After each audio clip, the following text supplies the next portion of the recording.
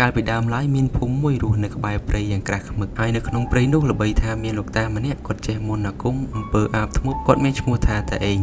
គាត់ជាបុរសពោះម៉ាយគាត់រស់នៅតែម្នាក់ឯងគ្មានប្រពន្ធកូនចៅឡើយហើយអ្នកភូមិល្បីទៀតថាគឺធ្មប់ដែលគាត់ចិញ្ចឹមនឹងឯងដែលជាអ្នកសម្លាប់ប្រពន្ធនិងកូនរបស់គាត់តែនេះគ្រាន់តែជាពាក្យចចាមអារាមតែប៉ុណ្ណោះតែរឿងរ៉ាវពិតជាក់ស្ដែងគ្មាននរណាដឹងឡើយក្រឡេកមកក្នុងភូមិវិញមន្ទីររបស់អ្នកភូមិដែលបានចិញ្ចឹមគឺបានស្លាប់ជាបន្តបន្ទាប់ទៀតហើយដោយមានសភាពខំហៃស៊ីយ៉ាងគួរឲ្យខ្លាចនៅក្នុងចំណោមអ្នកភូមិដែលឈរមើលនោះក៏មានបរិសុទ្ធចំណាស់ម្នាក់គាត់គឺជាលោកមេភូមិហើយគាត់មានឈ្មោះថាលោកតាផៃលោកតាផៃក៏បានសួរទៅកាន់អ្នកភូមិថាតើមានអ្នកណាដឹងទេថារឿងនេះកើតឡើងដោយសារអ្វីពេលនោះក៏មានបរិសុទ្ធម្នាក់ប្រាប់មកកាន់លោកមេភូមិផៃវិញថាខ្ញុំមិនដឹងទេលោកបងសង្ស័យតែធ្មប់តែឯងទេដឹងមើលចុះបើសិនជាសត្វសាហាវវាច្បាស់ជាពំខំស៊ីទៅមិនខានបរិសុទ្ធម្នាក់ទៀតក៏និយាយដូចគ្នាដែរថាពិតមែនហើយបងមិនមានអ្នកណាក្រៅពីតែឯងនឹងទេពួកយើងគួរតែប្រញាប់រកវិធីដើម្បីចាត់ការរឿងនេះទៅព្រោះมันអាចបណ្ដោយទៀតទេមិនស្រួលថ្ងៃក្រោយអាចនឹងប៉ះពាល់ដល់អាយុជីវិតមនុស្សផងក៏ថាបានលោកមេភូមិផៃក៏បានតបទៅវិញថាមិនអីទេខ្ញុំធ្លាប់ឮថាឲ្យតែយកពេញបរមីវាច្បាស់ជាចេញមករកចំណីជាជាមិនខានព្រោះវាបានស្រូបនៅអំណាចនៃពន្លឺព្រះច័ន្ទជប់នេះខ្ញុំនឹងយកសត្វគោរបស់ខ្ញុំមួយក្បាលយកទៅចងបញ្ឆោតនៅមាត់ព្រៃតើមានបងប្អូនណាទៅជាមួយខ្ញុំឬអត់ក្រោយពេលដែលគាត់សួរក៏មានអ្នកភូមិតែ2នាក់ប៉ុណ្ណោះទៅជាមួយគាត់ក្រៅពីនឹងពួកគេមិនហ៊ានទៅទេព្រោះពួកគេខ្លាចលុះពេលយប់មកដល់លោកមេភូមិផៃបានយកសត្វគោរបស់គាត់ទៅចងនៅមាត់ព្រៃពិតមែនលុះមួយសន្ទុះក្រោយមកស្រាប់តែឯងបានចេញមកពិតមែនហើយមុខមាត់របស់គាត់ពិតជាគួរឲ្យខ្លាចខ្លាំងណាស់ភ្នែករបស់គាត់ភ្លឺ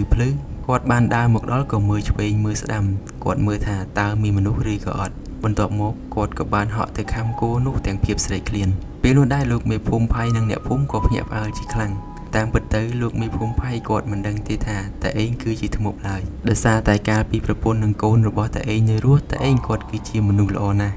តែលោកមេភូមិផៃនៅពេលដែលគាត់ឃើញបែបនេះគាត់ក៏ពិបាកទទួលយកដែរហើយពេលនោះដែរតាផៃដែលជាមេភូមិក៏បានបាញ់ទៅកាន់តែឯងគ្រាប់តែមិនត្រូវនោះទេលោកមេភូមិផៃគាត់ក៏ព្យាយាមបាញ់ជាច្រើនគ្រាប់តែនៅតែមិនអាចធ្វើអ្វីតែឯងបានពេលនោះដែរតែឯងដែលជាធ្មប់ក៏បានសូត្រនៅមន្តវិជ្ជារបស់គាត់ដើម្បីដាក់អាគមក្របីព្រៃរបស់គាត់ឡើងមកតែវាមិនមែនជាបញ្ហាអ្វីសម្រាប់លោកមេភូមិផៃនោះទេគាត់បានសូត្រមន្តគាថារបស់គាត់ដាក់ទៅក្នុងគ្រាប់កំភ្លើងនោះរួចក៏បាញ់សម្ដៅទៅកាន់ក្របីរបស់តែឯងពេលនោះដែរក្របីរបស់តែឯងក៏បានរលាយបាត់ពីមុខគាត់តែម្ដងតែឯងបានខឹងសម្បាទៅកាន់អ្នកភូមិជាខ្លាំងគាត់បាននិយាយថាយើងផ្ញើទុកសិនចុះយើងនឹងមិនឲ្យពួកឯងរួចខ្លួននោះទេគ្រាន់តែនិយាយរួចគាត់ក៏បានរត់ចូលទៅក្នុងព្រៃបាត់ទៅចៃដន្យអីពេលដែលគាត់រត់ចូលទៅក្នុងព្រៃនោះគាត់ក៏បានបន្សល់ទុកនៅស្លាកស្នាមឈាមរបស់គាត់នៅនឹងដីពេលដែលគាត់មកដល់ផ្ទះភ្លាមគាត់មិនបានសម្រាកនោះទេ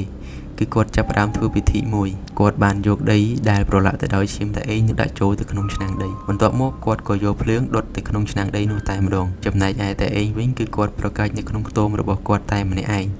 ដូចត្រូវបាននរណាម្នាក់ដុតភ្លើងនៅក្នុងខ្លួនរបស់គាត់អញ្ចឹងដោយគាត់សាងអាក្រក់ផងនិងគាត់អស់លក្ខផងគាត់ក៏បានចាញ់ក្រោមដៃលោកមេភូមិផៃស្លាប់បាត់ទៅចាប់តាំងពីពេលនោះមកសត្វចិញ្ចឹមរបស់អ្នកភូមិក៏លែងស្លាប់ដែរចំណែកឯវត្តមានរបស់តែឯងក៏លែងបង្ហាញឲ្យអ្នកភូមិបានឃើញទៀតផងដែរសាច់រឿងអាគមលោកមេភូមិផៃក៏បានចប់តែត្រឹមនេះអរគុណបងប្អូនដែលបានស្ដាប់នៅរឿងនិទានមួយនេះតាំងពីដើមរហូតដល់ចប់បើសិនជាបងប្អូនចូលចិត្តในការនិទានរឿងរបស់ខ្ញុំសូមជួយចុច Subscribe និងដាក់សញ្ញាកណ្ដឹងដើម្បីទទួលបានវីដេអូថ្មីមុនគេ